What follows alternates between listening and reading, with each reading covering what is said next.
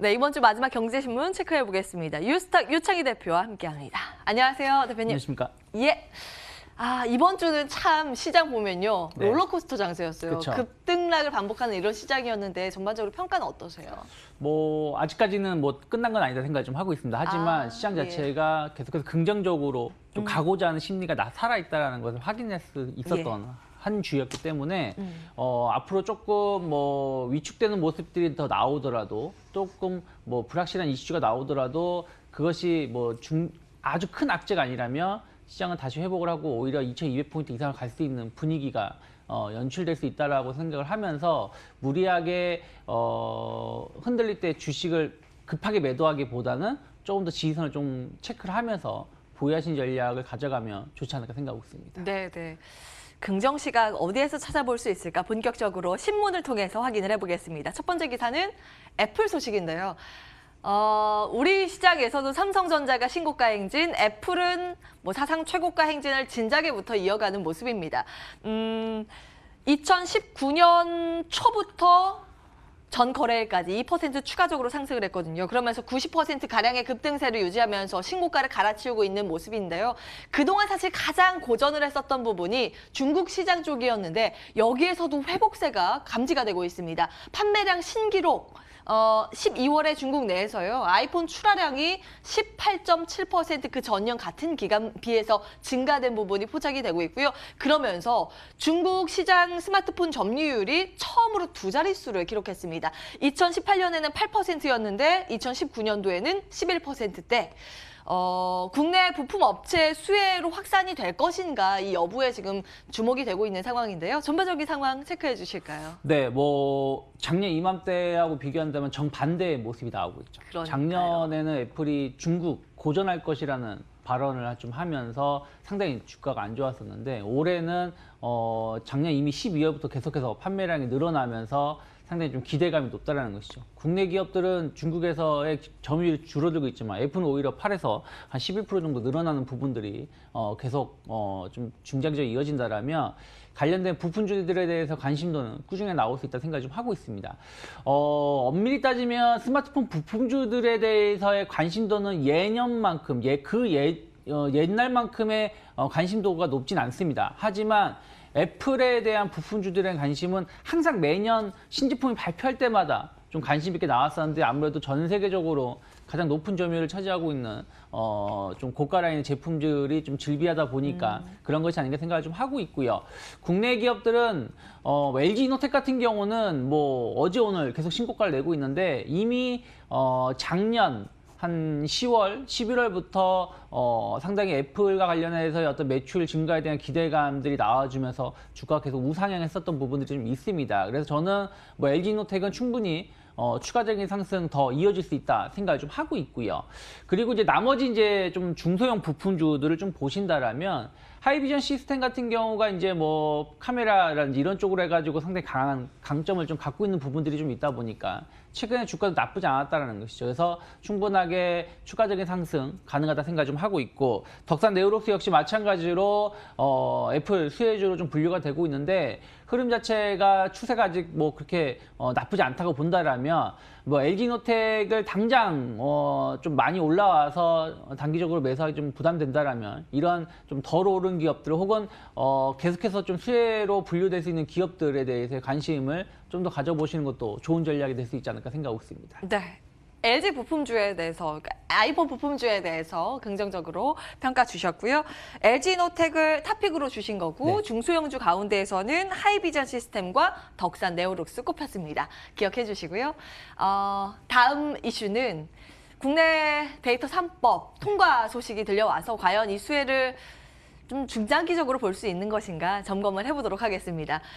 데이터 3법이라고 하면 개인정보보호법, 정보통신망법, 신용정보보호법 이렇게 세 가지인데 그동안 규제가 이게 따로따로 있어서 많았거든요. 근데 규제를 좀 완화하고 이제 관련 핀테크 산업을 육성하겠다 이 내용이 골자가 되겠죠. 4차 산업혁명의 쌀이라고 불리는 이 데이터를 앞으로 금융이나 산업 분야에서 적극적으로 활용시킬 수 있도록 이 밑받침하는 이런 법입니다. 핀테크와 보안 관련주가 수혜 가능성에 주목이 되면서 어제 사실 크게 시세를 분출한 바 있는데요. 뭐 리포트가 구체적으로 나온 건 아직까지 많지는 않아서요. 신한금융투자 정도요. 나이스 평가 정보가 수혜가 될 것이다라는 분석 정도 올라오고 있습니다. 목표가 상향 조정도 일어나고 있던데요. 데이터 3법에 대한 평가는 어떠세요? 네, 이제 이게 당장 어떤 이걸로 인해 가지고 뭐 변화가 나오진 않을 겁니다. 하지만 이제 이게 각 이제 법안 내용마다 이제 그 뭐랄까요, 그 겹치는 부분들 혹은 분리되는 부분들이 좀 있다 보니까 이걸 동시에 좀 활용할 수 있게끔 기본 베이스가 좀 준비가 된 것이 아닌가 생각을 좀 하고 있고요. 저는 이제 이것으로 인해 가지고 당장 무엇이 이루어지진 않겠습니다만 그동안 좀 하고 싶어도 못했었던 부분들, 무슨 얘기냐면은 만약에 뭐 저소득층이 대출을 많이 받는 사람들이 앞으로의 가계 생활이 어떻게 좋아지는지 안 좋아지는지 이런 부분들, 뭐 이런 것들이 이제 통계적으로 좀 학술적으로 분석이 이루어진다라면 그에 따른 뭐 정책이 나올 수도 있다 생각을 좀 하고 있고요. 그래서 앞으로 계속 좀 이걸로 인해서 활용을 좀 어떻게 하냐에 따라서 정부 정책이라든지 산업 구성이 좀 달라질 수 있다라는 것이죠. 이것이 이제 뭐 보험이라든지 카드라든지 은행 이런 금융 쪽으로 이제 계속 관련된 서비스가 생성될 것이라는 것이죠. 그래서 이런 부분들에 대한 기대감들이 이제 좀 나올 수 있다 생각을 좀 하고 있고요.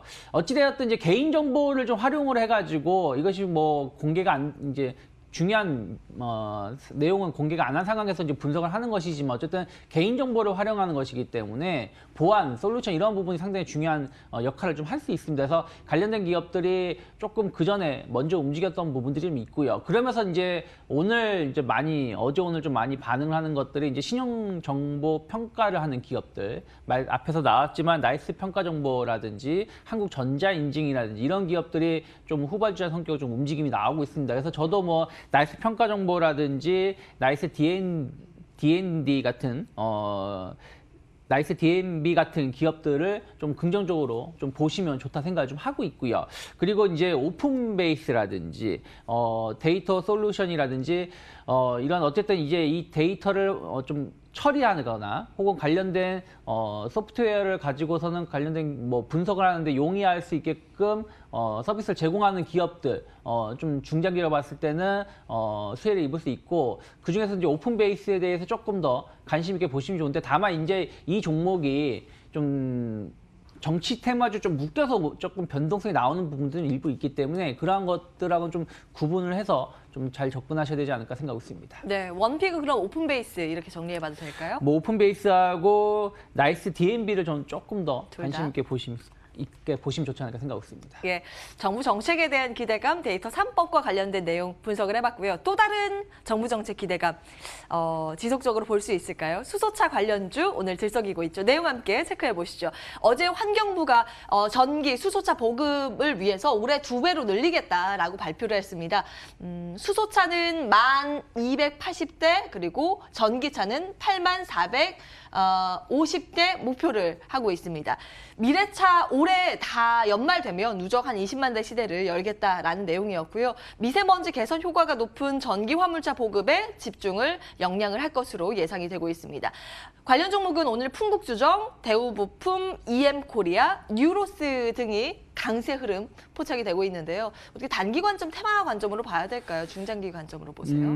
엄밀히 따지면 이제 이걸 어떻게 묶고 봐야 할지 모르겠습니다. 친환경차로 묶어서 봐야 되는 것인지 그냥 수소차만 묶어서 봐야 되는 것인지 뭐 잘 모르겠습니다만은 어쨌든 작년하고 좀 비슷한 시점에서 수소차에 대해서의 어떤 강한 정책적인 지원을 좀 하겠다라는 의지가 좀 더 확인된 것이 아닌가 생각을 좀 하고 있습니다. 그래서 어떻게 보면은 지난 한 하반기에는 수소차 관련돼서 어떤 이슈가 별로 없었다 보니까 관련된 기업들이 많이 좀 하락세를 보여주고 지지부진한 주가 흐름을 보여줬는데 저는 이러한 정책이 나왔을 때 또 이것이 그동안의 흐름을 본다라면 정부가 좀 끌고 가고자 하는 정책에 대해서는 한번 딱 얘기하고 나서 또 그냥 흐지부지 되거나 하지 않거든요. 계속해서 어떤 주기적으로 관련된 발언이나 정책이 나왔다라는 부분들을 본다라면 수소차 관련된 종목군들 조금 오늘 뭐 많이 올라온 종목을 지금 당장 매수하기 힘들겠습니다만은 중장기적 관점에서의 어떤 관심도는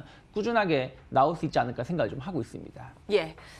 그러면 종목은 혹시 어떤 거 보고 계세요? 뭐 여기에 있는 종목군들은 아니고요. 일단 JNK 히터 같은 경우를 좀 관심 있게 보시면 좋다 생각을 좀 하고 있는데 결국은 수소 충전소라든지 이런 부분들에서 강점을 갖고 있고 또 산업용 가열로 사업도 상당히 안정적인 매출을 보여주고 있다는 부분들 좀 관심 있게 보시면 좋다 생각하고 있고요. 그리고 삼보 모터스 같은 경우도 뭐 이 회사 같은 경우는 이미 지금 현대차, 기아차 관련된 매출 비중이 한 80% 이상을 좀 차지하고 있는 가운데 뭐 자율주행차라든지 혹은 전기차 이런 것들이 또 이제 수소차로 넘어가면서 관련된 매출이 또 늘어날 수 있는 여지가 좀 남아 있다라는 것이죠. 그리고 뭐 효성중공업 같은 경우는 뭐 충전소 관련된 어떤 기술력도 중요하겠습니다만 결국은 수소차 시장이 간다라면 이 수소 이 연료를 어떻게 이제 관리를 하고 취급할 것이냐인데 뭐 효성첨단 소재 같은 경우는 부생가스를 수소가스로 좀 전환시키는 이런 부분들에 대해서도 상당히 높은 기술력이라든지 이미 안정적으로 확인됐던 부분들이 좀 있다 보니까 말씀드린 것처럼 수소차가 관련된 종목군들이 작년처럼 막 급등할지 안 할지는 전 솔직히 잘 말씀을 못 드리겠습니다만은 중장기적인 관점에서 본다면 이러한 기업들은 충분히 좀 투자 매력으로 투자의 관심으로 좀 바라볼 수 있지 않을까 생각하고 있습니다. 예. 사실 오늘 움직이는 것은 단기 시세 분출, 그러니까 테마성 움직임의 측면도 배제를 할 수 없기 때문에 실질적으로 이 수소차 관련주, 전기차 관련주, 그러니까 친환경차 관련주에 대해서 매출이 늘어나면 실질적으로 기업의 이익이 증대되는 쪽이 어디냐라는 고민이 좀 필요할 것 같습니다. 그와 관련해서 중장기적인 관점에서 JNK 히터, 효성중공업, 삼보모터스 제시를 해주셨습니다. 자, 다음 기사는요. MLCC 이제 불황의 끝이 보인다라는 이야기가 작년 말부터 사실 들려오는 소식입니다. 그 이후 주가가 상당히 좀 반등세를 추세적으로 견고하게 이어가고 있는 모습이라서 오늘 다시 한번 점검을 해보려고 하는데요. 특히 CES 2020에서 5G하고 AI 관심이 집중되면서 이 훈풍도 받아가지 않겠느냐라는 분석이 나오고 있습니다. 왜냐하면 5G가 증대되고 AI 쪽이 되면 MLCC가 더 늘어나기 때문이고요. 애플 중국 판매가 양호하면서 가격도 올라가지 않겠느냐. 그리고 대만의 MLCC 기업이죠. 야게오 재고가 정상화되고 있어서 국내도 좀 그 정상화 근접되고 있고 앞으로 좀 더 좋아질 것이다라는 분석이요. 어떻게 보세요? 뭐 MLCC는 올해 그 반도체하고 같이 상당히 업황이 좋아질 수밖에 없다 생각 좀 하고 있어요. 왜 그러냐면 반도체 업황이 좋아진다? 그럼 관련된 전자기기라든지 뭐 관련된 산업이 좋아진다는 것이고요. 그러면은 MLCC도 같이 좋아질 수밖에 없다는 것이죠. 세트예요. 그렇죠. 세트로 같이 갈 수밖에 없는 것이기 때문에 반도체 업황이 좋아지는 걸 확인을 시켜줬기 때문에 관련된 산업에 대해서의 긍정적인 중장기적으로 회복세를 이어갈 것이라는 기대감은 현실로 될 가능성이 높다 생각을 좀 하고 있습니다. 그래서 뭐 삼성전기, 삼화콘덴서 계속 신고가를 내고 있고 저는 이러한 기업들은 지금 없다라면 약간 손실이 발생할 수는 있겠습니다만 뭐 저는 매수를 해야 된다 생각을 좀 하고 있습니다. 왜냐하면 길게 봤을 때는 지금보다 조금 더 높은 가격대에 형성될 가능성이 높기 때문에 해서 뭐 이런 기업들 좀 관심 있게 보시면 좋겠고 그리고 약간 중소형주들 중에서 아모텍이라든지 그리고 대주전자재료 같은 기업들도 충분히 이런 MLCC 시장이 성장하게 된다라면 어떻게 보면 지금까지는 MLCC 제품을 만드는 기업들이 좀 더 관심이 갔다라면 그 안에 들어가는 부품이나 소재 이런 것이 들어가는 기업들도 충분하게 실적이 이제 개선될 가능성이 높기 때문에 좀 관심 있게 보시면서 접근하시면 좋지 않을까 생각하고 있습니다. 네. 반도체 짝꿍이다. 같이 봐야 된다라는 관점에서요. 삼성전기 요즘 외국인들이 계속 사더라고요. 오늘도 마찬가지고요. 이뿐만 아니라 아모텍과 대주전자재료까지 볼만하다라는 말씀이었습니다. 저 대표님 혹시 외투 요즘 어떤 거 입으세요? 저는 그냥 아무거나 저 작년하고 재작년만 하더라도 추워서 네. 패딩만 입었는데 네. 요즘에는 코트만 입고도 견딜만 합니다. 네, 좀덜 춥다 보니까. 날이 뭐 평년보다 굉장히 따뜻해졌죠. 그럼에도 불구하고 이 FNF 주가는 왜 이렇게 오늘 다시 강한지 모르겠어요. 혹시 어떻게 분석하고 계세요? 원래는 의류주들이 좀 작년에 좀 수능 때 상당히 추워가지고 좀 기대감이 좀 있었다가 좀 그것이 좀 워낙에 따뜻한 날씨가 이어지면서 좀 좋지 못했었죠. 그래서 실적도 그렇게 기대를 안 하는데 FNF 실적이 상당히 좋게 나왔어요. 물론 아주 좋다라고 말하기 힘든 겁니다만은 생각했던 것 좋게 나왔다. 이것이 뭐냐면 중국 시장이라든지 신흥국 시장에서의 성장이 좀 진행이 되면서 그런 것도 실적에 반영됐기 때문이죠. 여전히 뭐 국내 시장에서의 매출이 뭐 50% 이상 차지하고 있습니다만은 지금 중국 관련해 가지고의 오프라인 매장도 계속 늘어나고 있고 이제 막 시작을 했다라고 본다라면 그것에 따른 올해의 매출 증가는 더 이루어질 수 있지 않을까 생각을 좀 하고 있습니다. 그래서 저는 뭐 FNF가 최근 한 지난 10월 정도, 9월 후반서부터 지금까지 흐름을 본다라면 계속 12만 원대가 매물 부담감을 작용하면서 이 정도 올라오면 다시 하락을 하고 다시 반등하고 이런 거에 대해서 움직임이 나왔었는데 충분하게 중국 시장에 대해서 또 MLB라든지 이런 부분들에 대해서 어떤 성장성이 좀 확인됐다라고 본다라면 저는 뭐 더 상승할 수 있다 생각을 좀 하고 있고요. 저는 뭐 지금 가격도 매수할 수 있는 가격대를 생각을 좀 하고 있고 단기냐 중기냐 뭐 장기냐 좀 달라지겠습니다만은 한두 달 정도 흐름을 좀 놓고 보신다라면 저는 한 14만 원 언저리까지의 상승은 충분히 이루어질 수 있지 않을까 생각하고 있습니다. 예, 추가 상승 룸 열려있다 FNF의 전망까지 함께 체크해봤습니다. 유스탁 유창희 대표와 함께했습니다. 말씀 고맙습니다. 고맙습니다.